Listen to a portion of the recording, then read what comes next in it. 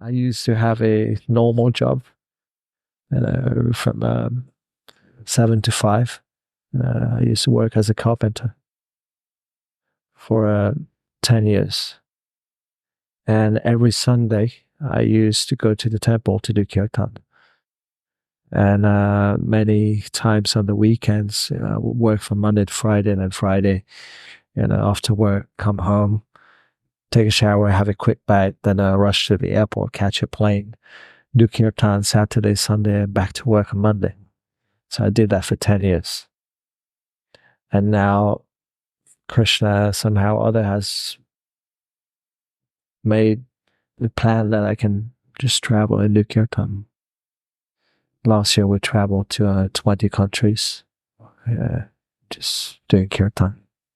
Kirtan is flourishing, I would say, outside the devotee community, especially in the yoga circle. There are like big names of kirtaniyas like Krishna Das, Jayutal, Dave Stricker, and so on, that have been doing kirtan for quite a few years. They've been building a crowd of Westerners, doing kirtan. And maybe for some of these people, kirtan is a higher form of a sense enjoyment. Mm-hmm. They feel it's it makes them feel good. It the sound is spiritual. They're trying to for something spiritual.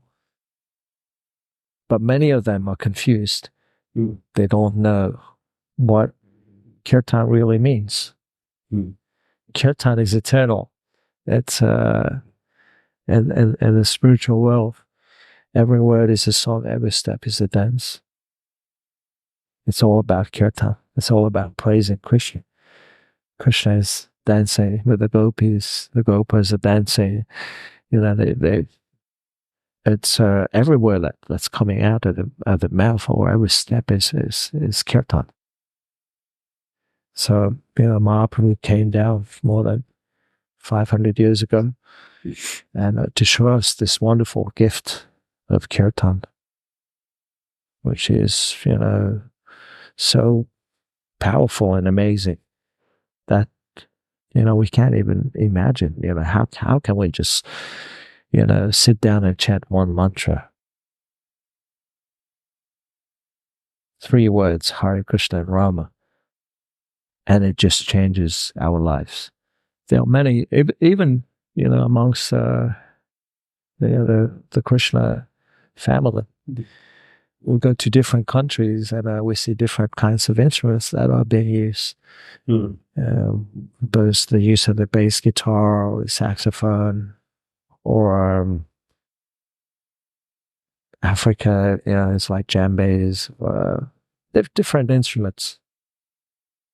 The main thing is to attract as many people as possible to chant the holy names. It doesn't really matter what we use. It's time, place, and circumstances. There's Bibi Govinda Maharaj, Bhaktivedanta Swami. Mm-hmm. He has played with a whole orchestra of traditional Western classical music, fitting the Hare Krishna mantra in that, and it was on national TV in the Ukraine, and people loved it. I was trained by Andrew. He was really, really heavy, about seriously chanting, about not wasting a moment. Death can come just like that. I'll tell you a real story. I was in Moscow 2 years ago, and we were driving to this festival. It was a 5-hour drive to this open air festival. And we had 3 cars, and I was in the middle car. And we were driving on the motorway like 120 kilometers. Yeah, that's the normal speed. And I saw this piece of a thing on the road right in front of us. And suddenly I saw it fly. And then the car in front just drove on it, and it just rose up and started. I saw it coming right in my face. And the next thing I hear is this, the glass shattered. And what was I thinking? It was so quick. I was not even thinking of Krishna. So death can come at any time, and we have to train ourselves to think of Krishna. And what's the best training? Is chanting Krishna's names, remembering Krishna. And when we chant, we're remembering Krishna. And that's why it's very important to chant. Well, when I left Mauritius, this friend of mine gave me a letter of recommendation for Prabhu, for me to join the 24-hour Kirtan. So the first day I got to Vrindavan, I stayed in the guest house. So I went down to the temple. I sat down, and someone just gave me a mridanga and asked me if I wanted to play. I said, sure, I would love to play. So I started playing mridanga. And after the kirtan, this devotee came up to me and said, yeah, you play nice mridanga, why don't you join the 24-hour kirtan? And I said, okay, well, I came to join the 24-hour kirtan actually. And I have a letter for this devotee, Indra Das. And he looked at me, he had this smile on his face. And he goes, I am Indra. And I didn't know Indra was a white guy. Yeah, on the tapes, he sounds totally Indian. I was like, are you Indra? You sure? He said, yeah, I'm Indra. So he told me just move to the ashram. And it was right in the middle of winter. It was January, and I was 18, just coming out of Mauritius. Mauritius, there's practically no winter. It's always nice. And I had a sleeping bag, which didn't zip. The zip was broken. So I moved to the ashram. I had no mattress, not even a mat. And I was sleeping on the floor, a cold floor. And you had to walk about 100 meters to go to take a shower. It was really austere, and my mind was playing tricks with me. So I went, what are you doing here? This is crazy. You're sleeping on the floor. It's in the middle of winter, and why are you here? But Indra Prabhu really changed my life. Just by his conviction, and to chant the holy names. Just by sitting down in Vrindavan in one place. Physically doing it himself. He wasn't just telling people to do it. And then he would sit down and chill out in his room. Now, he would come every day and do kirtan. When Indra Prabhu left, just one day before he passed away, I was talking to him on Skype. We were starting this 24-hour kirtan in Toronto, at the temple there. So I called him up, and I asked him for his blessings.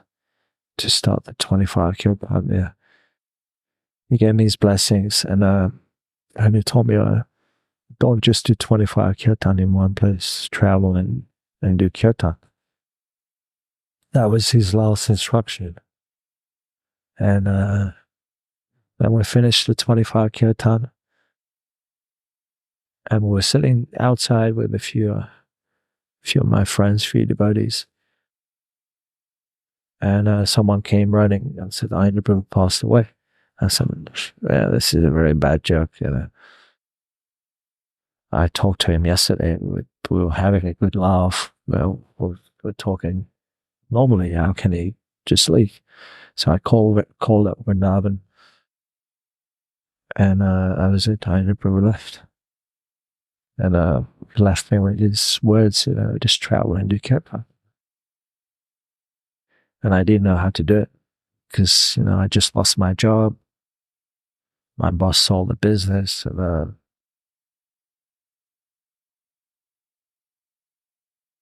I didn't know how it was going to work.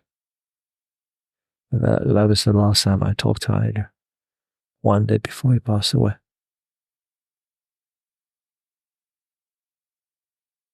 Yeah, it was very, very painful. A big loss, for the whole movement. Also for the youth, because Ayana Prabhu really, really took care of it, took care and also saved so many youths, including myself. It totally changed my life and many lives of so many youths.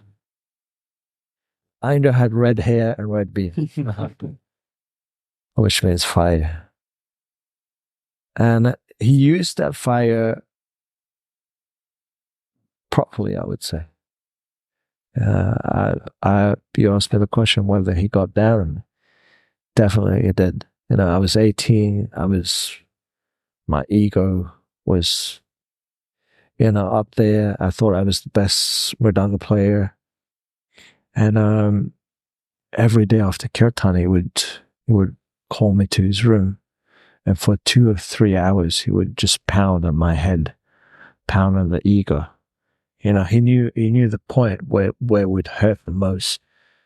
But he wasn't doing it out of malice. He was doing it because he cared for me. He wanted me to change. He wanted me to be a good Mridanga player for Radhesham, for the pleasure of Krishna, for the pleasure of Prabhupada. That's why, and he kept on pounding. And when you're 18, it hurts. I mean, whatever age, it hurts anyway. The ego is so is something else. But that was Ayana. That was his way of teaching. And I thought it was very good for me because, if he didn't do that, I wouldn't be here in Perth. I wouldn't be traveling the world.